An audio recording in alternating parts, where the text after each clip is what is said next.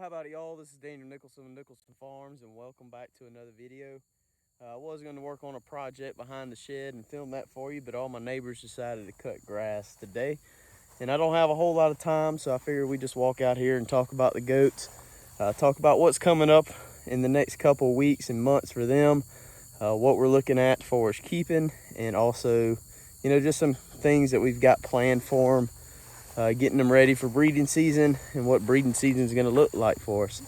So that's what we're going to talk about today. Let's just walk and talk and look at the goats. I figure we can just kind of walk through the herd, point out a couple of problems, a couple of things that I'm really happy about. And as long as the goats don't run off on me, we'll see how this works. This doe right here is the doe that we had trouble with during kidding season. Her teats being too big. She's going to be on the cull list. Probably. I'm not 100% sure. It depends on how many other mature does we decide to go ahead and cull out the herd. But she might go, she might stay. I haven't decided. This doe right here, you can see she's got a little bit of diarrhea. She's been battling with worms for about about 4 or 5 weeks. It done dewormed her twice. She's just not really recovering that well. She's probably gonna hit the sale barn very soon if I can put some weight on her. I had her pinned up and was feeding her some grain, but I need to get rid of her. Also, sheep right here, you can see she's got a little bit of runs too. We've been battling with some coccidia, trying to nip that in the bud. Went through one round and running it again. Try to take care of this diarrhea. Some of it might be parasite or like worm related, but I really think it's more coccidia. We've had some wet weather lately. In the mornings, there's a lot of dew. It's cool in the mornings, then it heats up. It's getting cool again at night. Fall's just kind of a weird time for parasite loads. But sheep, we're gonna deworm her tomorrow. I'm gonna try to deworm this girl here again tomorrow. And here comes Sheep's baby. You can see he had a little bit of runs. He's kind of stopped that, so hopefully that I did deworm him the other day. These two little bucks, or these two little wethers right here, they're just kind of grown slow. For the most part, all our kids this year are growing really well. This goat will stay. This goat's staying. This is one of the wethers that's grown really, really well. He is actually out of this red doe over here. Him and his twin brother both are pretty good sized little steer goats. Happy with them. This is one of our Kiko does. She's about 7/8 Kiko. She's definitely gonna be staying in the herd. I mean, that's her mom right beside her. She's catching up to her. A lot of these does, I don't really see any right here that's gonna be going.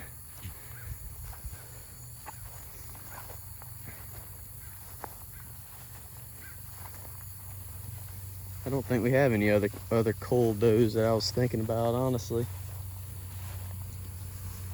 One of our little steer goats.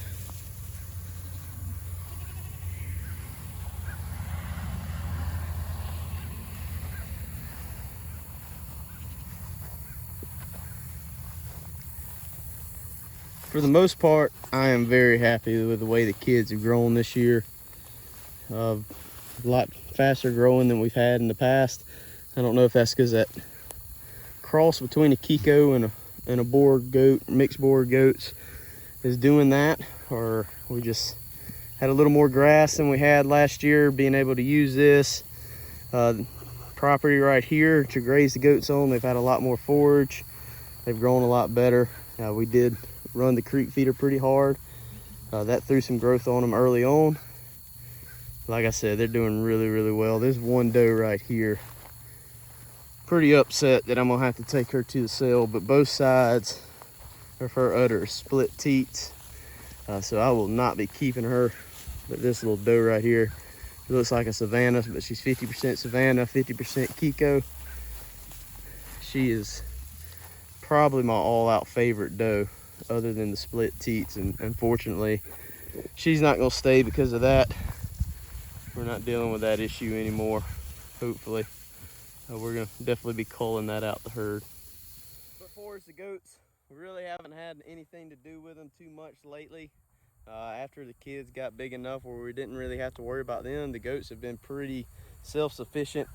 We've had to deworm a little bit here and there, kind of spot treating. We're going to continue to do that. Getting our does ready for breeding season. It's coming up on us pretty quick. So in the next couple weeks, you'll see the goats, but there's really nothing that we really need to make a whole video out of. I'll just kind of throw them in the video here and there.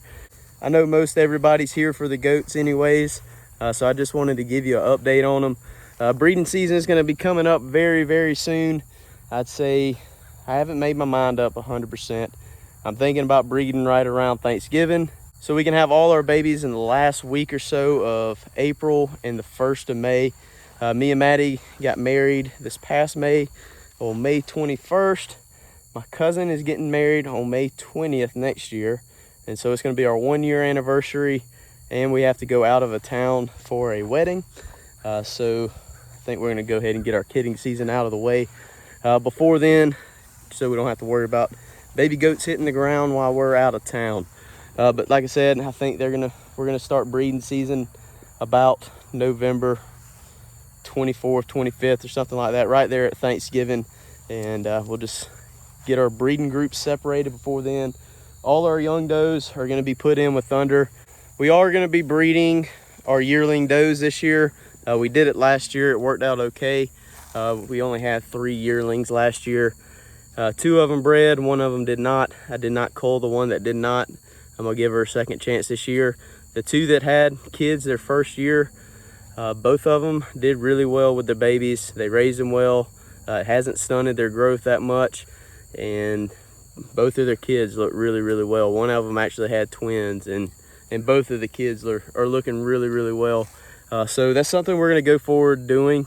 I just can't justify right now, and I don't think I'll ever will, raising a goat out for a whole year and a half before I even breed it. It just doesn't make sense to me. I don't want to have it run 2 separate herds, or it actually be 3 separate herds, because we have 2 bucks that we're breeding 2 groups to, and that would make a 3rd group that I'd have to keep up with separately.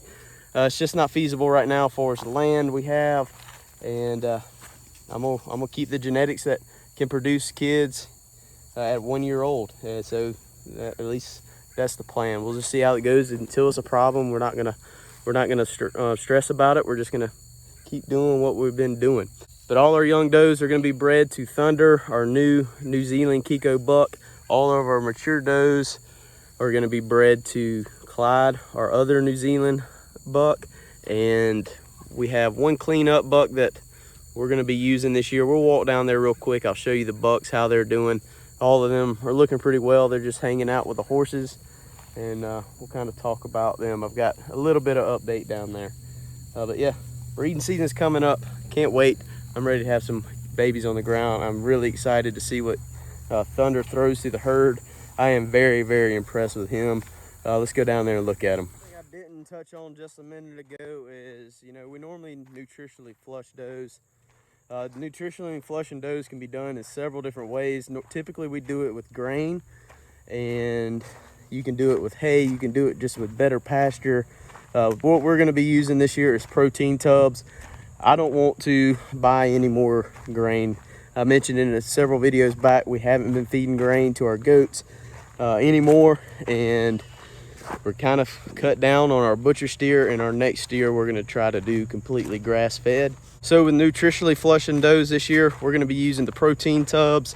We'll get 2 different protein tubs, 1 for each of the breeding groups, and we'll go ahead and throw that in there probably about 3 to 4 weeks before breeding season happens, to increase that nutrition level, and hopefully they drop more embryos, and hopefully it results in more twins. And we didn't have any triplets last year. Maybe we'll have some triplets this year. My neighbors are still cutting grass, so hopefully that's not drowning out the video. But we're down here at the buck pen now.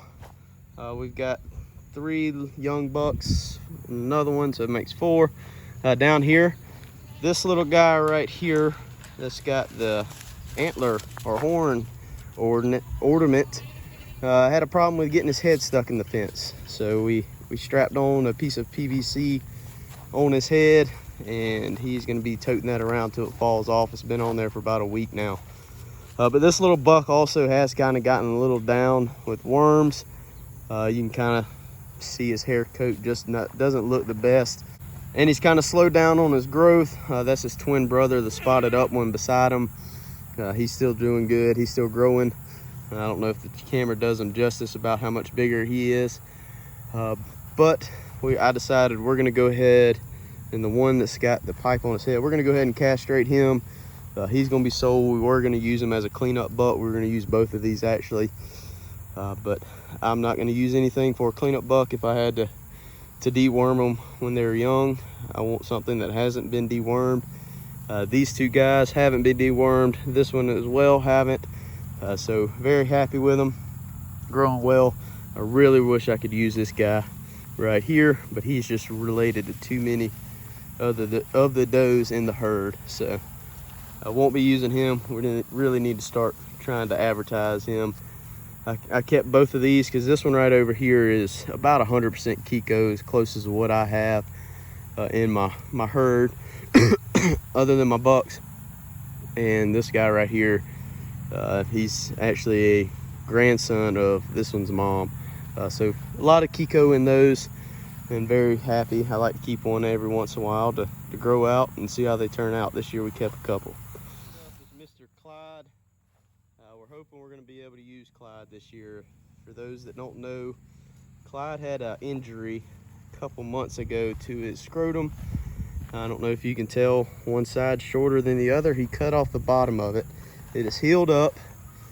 I'm just hoping that one side can do the job. He's only going to have 22 does to breed.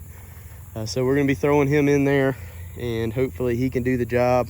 And that's where this cleanup buck over here is going to come in and hopefully clean up behind what Clyde misses. We're just hoping that he gets all the breeding done and it's not an issue, and we can keep Clyde for several more years. So this guy, this is Thunder. This is the Kiko buck that we picked up a couple months ago. He is almost a year old now, not quite a year old, but growing really well. Still haven't had to deworm him. He has never been dewormed in his life. The only medicine he's ever got is CD&T vaccine.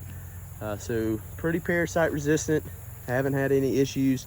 His coat looks really nice and shiny.